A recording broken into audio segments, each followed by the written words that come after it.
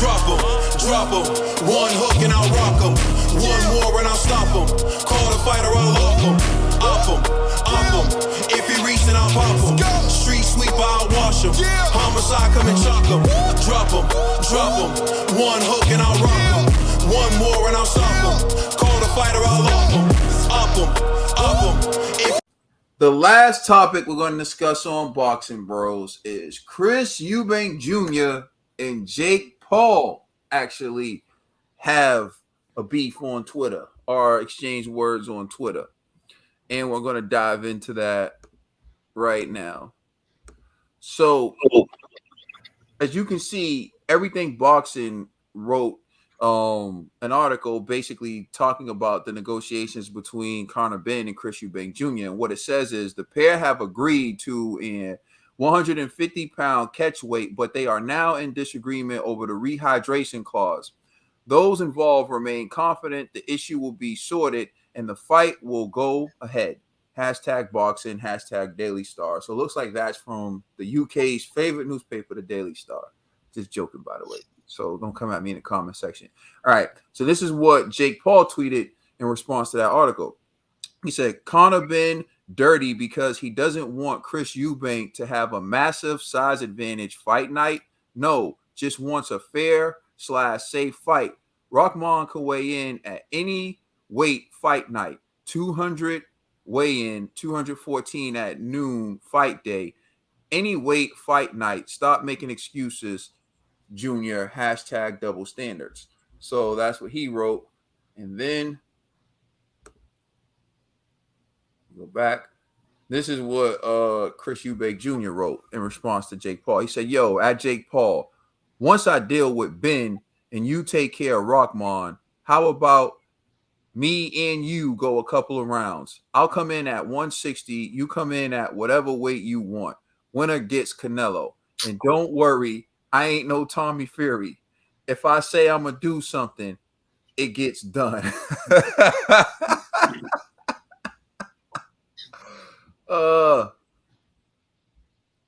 So hold on. This is interesting. What is this? Conor Nigel Benn wrote, you won't fight again after you share the ring with me. I will be your last fight. And then Chris Eubank Jr. responds with the Wacky P Nick Anderson meme. All right, yeah. So, okay, let's dive into this now.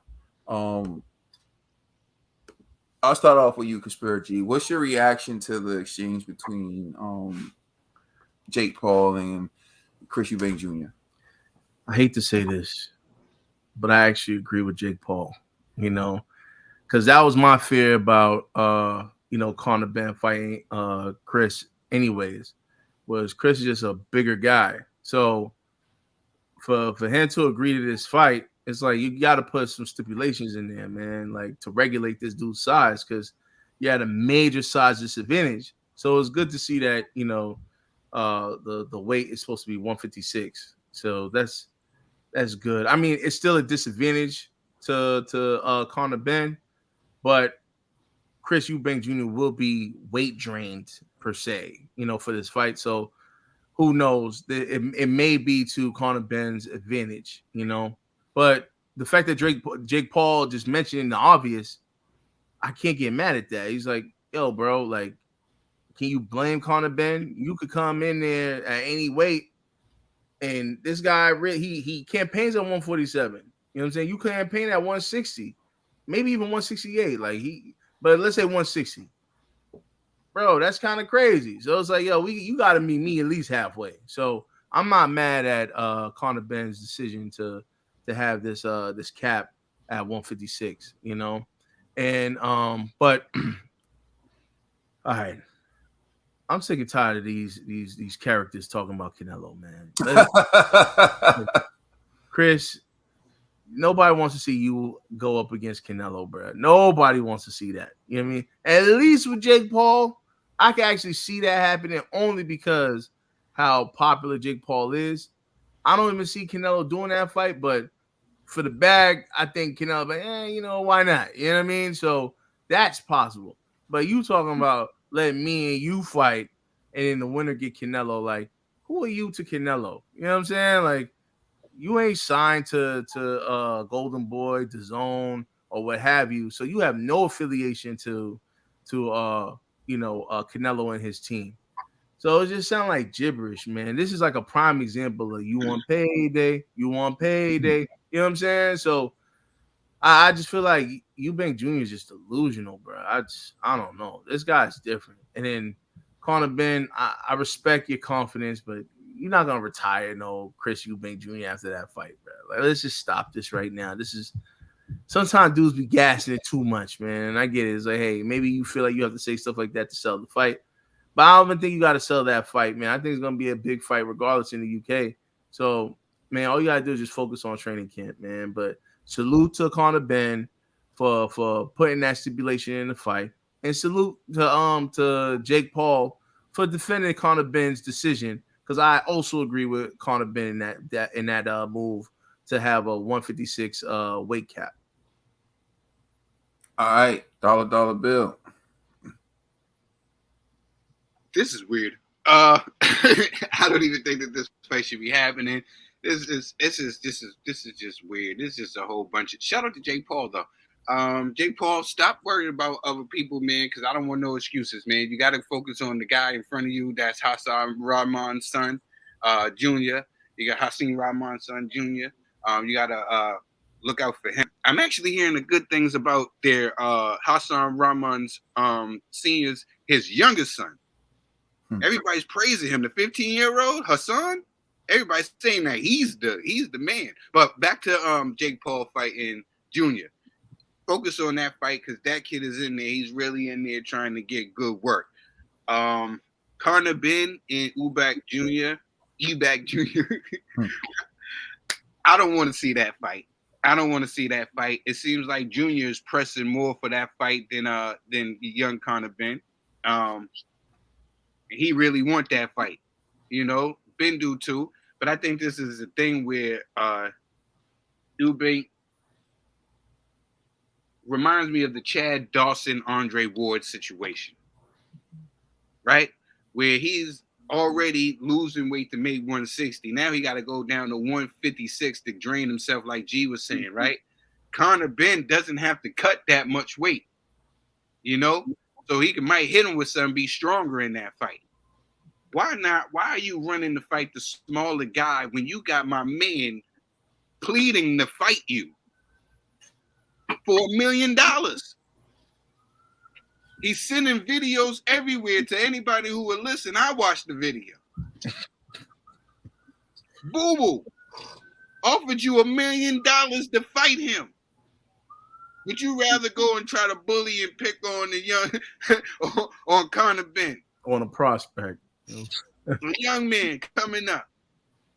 Go ahead. Fight Boo Boo. Let Conor Ben, you know, do his thing. You know? I just think that's weird. That's weird. You're ducking smoke in your division to go fight a guy, to go pick. It seems like you're going to go pick on a guy.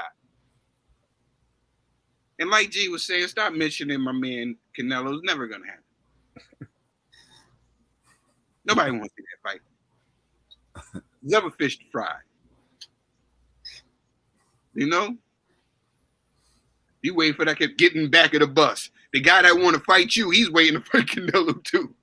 The guy that offered you $1 million, begging in the street, Boo Boo. Offer you $1 million, he want to fight. He's waiting too. So why y'all waiting? Won't you get it on with him? Dimitri Bivol's waiting again too. Oh yeah, it's true. And Bivol got to go fight Ramirez now. And Caleb Plant also, he wants his get back. Caleb Plant want another rematch too. Caleb Plant got to fight the dog first. So essentially, there's a long line. There's a long line. The line is long. You know, and Earl Spence said he want to move up to fight Canelo too. Charlo's there too. David Benavidez say he want to fight Canelo too. The line you got to get in back of all these other guys.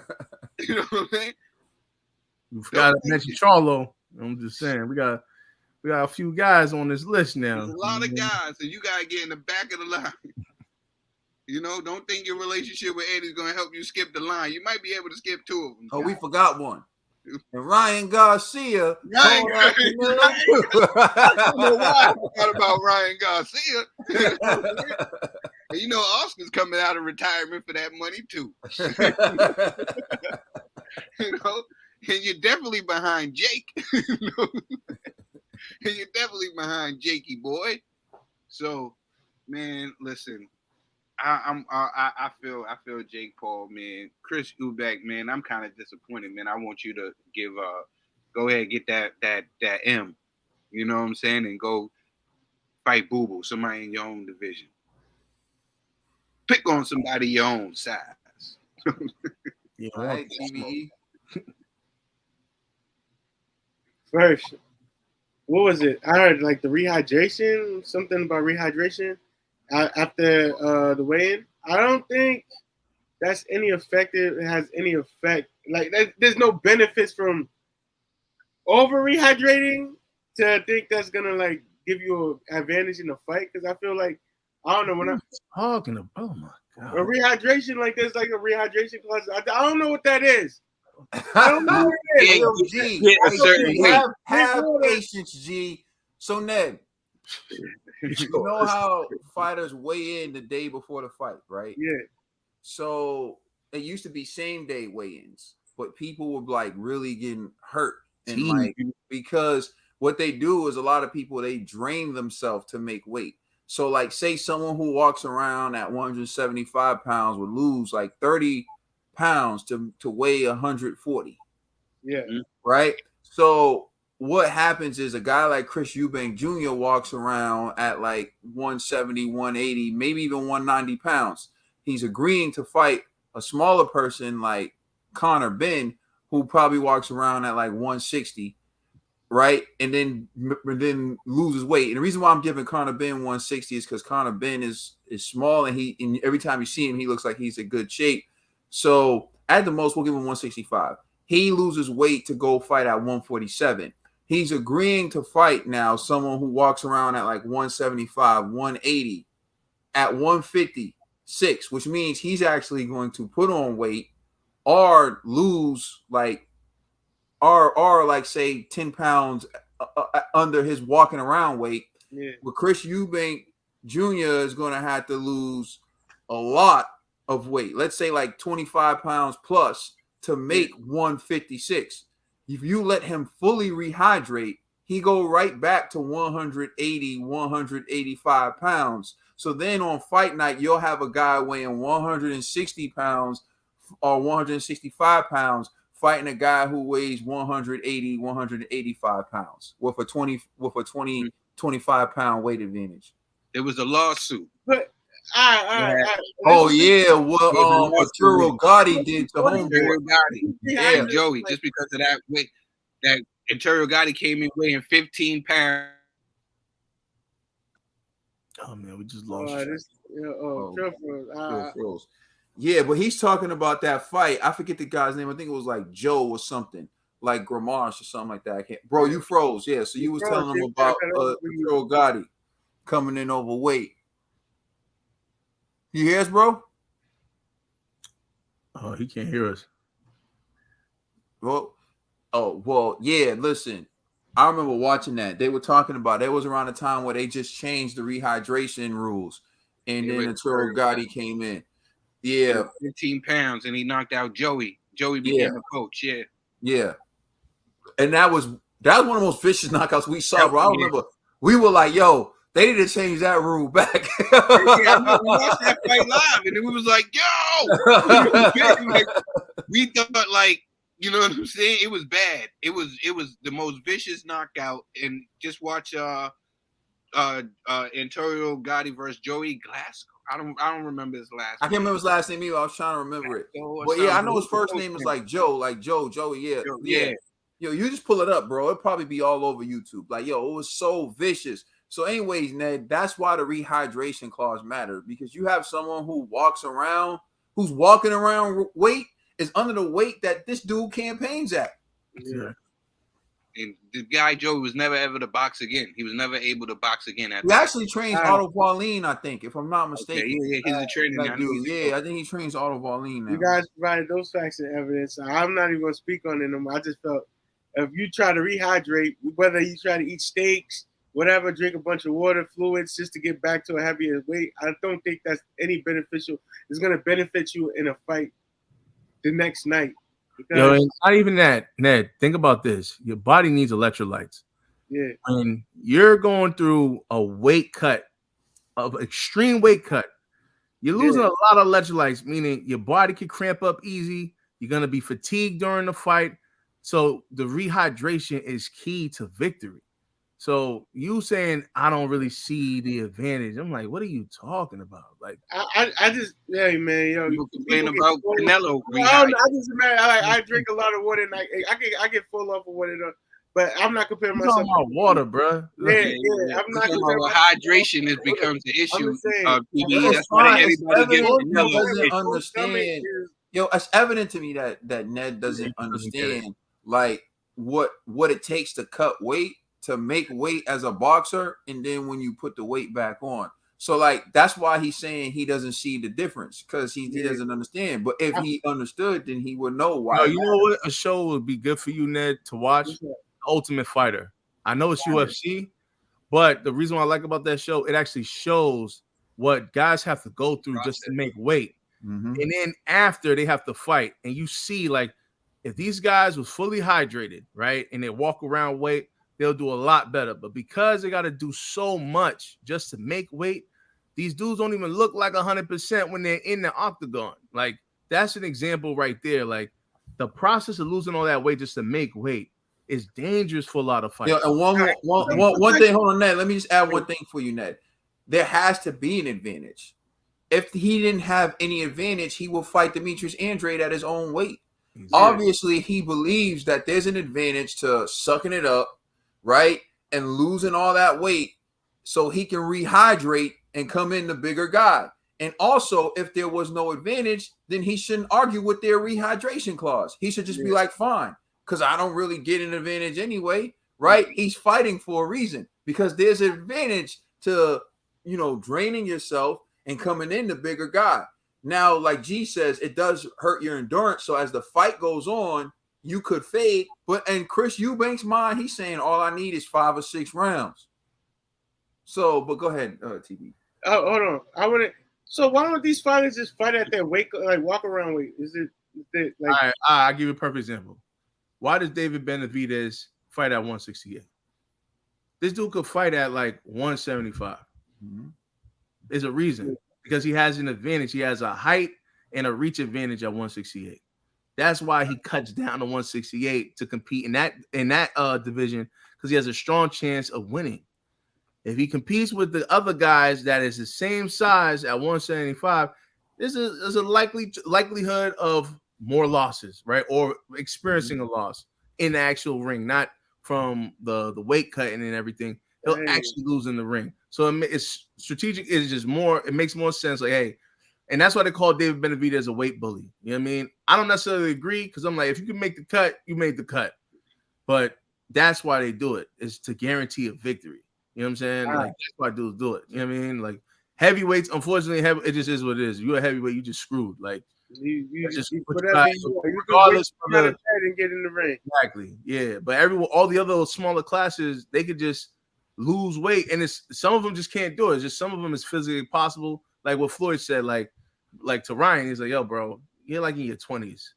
You could get down to 135. Stop playing with me. You know what I mean? You're not like in your 30s where it's going to be so taxing on the body that it's going to be almost nearly impossible. You could actually do it, right? Some fighters just can't do it. Like they're doing everything that they can. They just can't lose the weight. These dudes are giving up meat. They're giving up all kind. They're going vegan. Not even vegetarian. They're going vegan. They're doing whatever it takes to make weight, and some guys just still can't do it. And then the ones that do it, they're not 100% during fight night. You know what I mean? So I don't know, Ned. I was just shocked you said what you said. I just figured, why put yourself out through all that stress and just fight at your natural weight class? Like it just makes sense to me. We just told you why. That advantage, but they're putting themselves at a disadvantage to get an advantage to beating smaller people. which doesn't make any sense because I blame they're Trill. already in the negative. But they're still All right, great. how about this? How about this? Now you got to give Ned visuals, right? So how about this, Ned? Right? Let's say hypothetically, right? Yeah. You're in this weight class, Yeah. and if you wanted to become champion in this weight class, you had to fight Arthur Beterbiev. That's your walking around weight. You got to fight Arthur Beterbiev, right? Or you got to fight Dmitry Bivol. But if you could lose 7 pounds, right? You can lose 7 pounds, and then you can fight someone like Caleb Plant for the championship. What are you going to do? Now, fighting Arthur Beterbiev, you'll feel at your best because, that's your weight. And fighting Caleb Plant, you're going to have to work really hard to lose 7 pounds, and you're going to leave some of your best work in the gym because you're working out to lose weight on top of training for boxing, right? But the beauty is you get to rehydrate before the fight, so you get to go back up to 175. When you fight Caleb Plant, you're bigger than Caleb Plant. You're stronger than Caleb Plant. Now, after 7 rounds, you're not going to have the energy you would normally have when you fight at your natural weight. But if you fight at your natural weight, you're not bigger than Beterbiev. You're not stronger than Beterbiev. The chances are you're going to get knocked the hell out by Beterbiev. Look at that. What are you going to do? What are you going to do? I just When you say 7 pounds, when you when you say say, SAT questions, I don't get no, it. but what I'm saying, when you saying he's like 80 or something, they cutting down to like 150 or something like that. That's insane. Like just fight you like. Well, that's walking around weight. When we say walking around weight, weight, Ned, we're talking about you're not training at all. Like you're doing light training, you're eating. You're not like in a camp. But once you go in the actual camp, that's when you start cutting weight. So like, honestly, Ned, Ned, if you just work hard for 8 weeks and you I didn't know. I know. This part of the conversation, I know. But the rehydration, I did not know. Like, where like people like, okay, they drink, they try to put a little more pounds up before the fight. But I honestly feel like you want to go in at feeling your best, but putting a lot in your system that can overwhelm your system, I don't think is a good idea as a fighter. They're dehydrating themselves to make weight. Ned, that's what G's trying to tell you. Like when they need electrolytes, all types of stuff, they're losing all water weight. Some of them don't even have piss. So I think it was Shane Mosley before like the Floyd fight on 24/7. They ran up on Shane and was like, we need a piss test. And Shane was like, what? You could just look at Shane, look all dry out. He was like, what? He was like, I don't think I got any piss to give y'all. And they were like, we need a piss test. And Shane was just like, real. But like now Shane got, you know what I mean? Nah, that's real. There should be some, all right. Well, this is a subject for another day, but I want to get on to Eubank Jr. and Jake Paul. And I feel these two should need to focus on their fights, their upcoming fights, not focus on each other. But it was a little contradicting to see those tweets. And enough said, like, but these dudes need to really like just focus on their point. Eubank, you did all of this work. Make sure you be your best against Conor Ben and Jake Paul. You about to get rocked, man. Ned, you a different type of dude, man.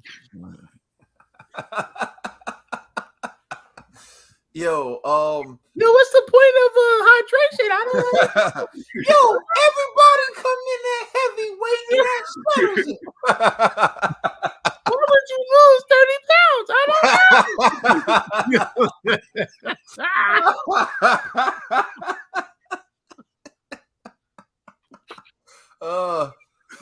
We need to make that the commissioner of boxing.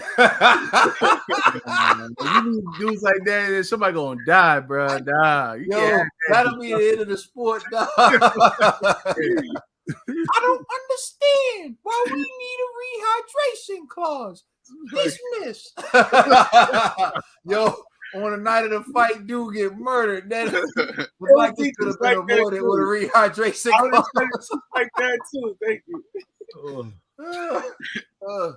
All jokes aside, man, Chris Eubank Jr. trying to defend himself for picking on a smaller guy is just laughable. That's why people are coming at him. People are coming at this dude because they're like, you're really fighting a rehydration clause when you already are going to be the bigger person. Like, you want every advantage. I don't think it's unreasonable to say, yo, Conor Ben is coming up 2 weight classes to give you a fight. The person who benefits the most from this fight is Chris Eubank, because Conor Ben is a bigger prospect. His career is more promising at the moment than Chris Eubank Jr.'s. Chris Eubank Jr. could fight Demetrius Andrade, like we've been saying, but he don't want to fight him.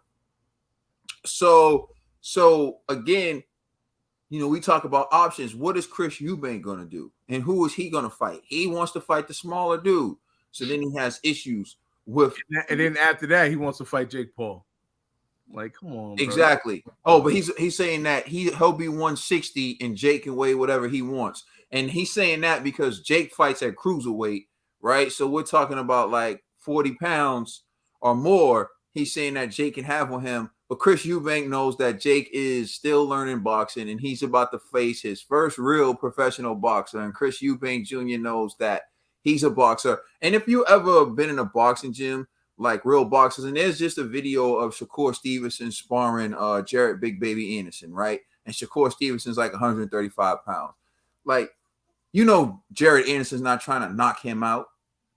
Like, that. Jared Anderson's trying to get a look at speed. He's trying to avoid Shakur's fast hands. That's what he's trying to work on, right?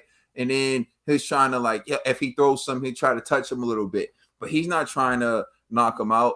Like, that's not the way it goes. And so, but in sparring someone like Chris Eubank Jr., I'm sure he sparred cruiserweights before, like full-fledged sparring with cruiserweights, because remember, don't be fooled by Chris Eubank saying this. Chris Eubank used to fight at super middleweight. So that's 168. So Chris Eubank knows, that he can put on more weight. He knows that he can be bigger. So if he weighs in at 160 on the night before the fight, I guarantee you on fight night he's weighing like 175, 180, which isn't going to be that much of a huge weight disadvantage anyway. This dude is just funny to me. Like, okay, you want Conor Ben, then you want Jake Paul. Does Demetrius Andrade ever come into your equation? Nope. Does Jamal Charlo ever come into your equation? He's like, who? Hell, does Caleb Plant come into your equation? Billy Joe Saunders, that's a good fight. You fight Billy Joe for his comeback fight. Nah, you want these guys. And then you got the audacity to say, after me and you, Jake, we can fight Canelo. After I stopped play fighting with y'all, now I want the big boy Canelo. Like, stop it. Yo, man, it just be that type of stuff. And then you wonder why people are talking trash and clowning you because you want Conor Ben to move up. The person showing heart is Conor Ben, not you. Conor Ben's the one. Conor Ben's the one who's like, yo, I got everything to lose. I still want him. And the reason why Conor Ben wants you is because he wants to get revenge for his dad. But don't make no sense to me because it's not going to be revenge for his dad. Exactly. But either way, I'm okay with the exchange because it's just Jake, Jake trying to justify his situation because I believe there's a rehydration clause in the contract with Hakeem Rahman. And so he's just trying to justify it and point out how and why he has a rehydration clause because of weight bullies like Chris Eubank. Sounds good. Let us know how you feel in the comment section. Please like and subscribe. Check us out on Instagram and Twitter. And please check out our podcast on all major streaming services. The Brothers album out now. This way. The Brothers album now on all streaming services. I'm Trill Dollar Bill. That's the TBE. That's G. That's Caden. You know who we are. We are the Boxing Bros. Thank you for rocking with us.